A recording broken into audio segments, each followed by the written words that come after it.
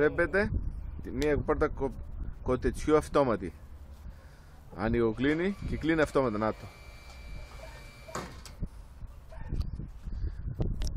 Τώρα θα μας ανοίξει σε 1 λεπτό περίπου, γιατί σε τόσο χρόνο είναι ο χρονοδιακόπτης. Έχω ρυθμίσει το χρονοδιακόπτη. Λειτουργεί με μπαταρίες 12V αυτοκινήτου. Είναι εξολοκλήρω από αλουμίνιο και δεν έχει ανάγκη ποτές. Το κόστος βέβαια είναι λίγο ακριβό, αλλά αν σκεφτεί κανείς ότι το κουνάβι ελιπού σου κάνει μία φορά, 2 φορές ζημιές, τέλος, το κόστος κατεβαίνει. Τώρα περιμένουμε πότε θα περάσει ο χρόνος του 1 λεπτού.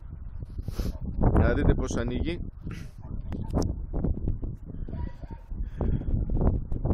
Είναι μια απλή κατασκευή.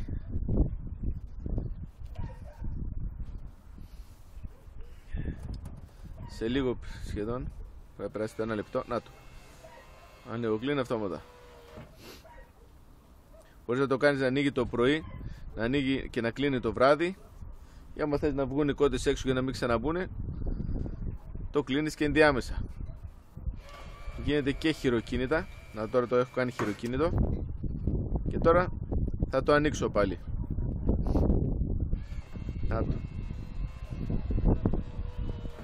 Και ας έρθει τώρα η Ελεπού Κυραμάρο, να δούμε ποιος είναι πιο μάγκας.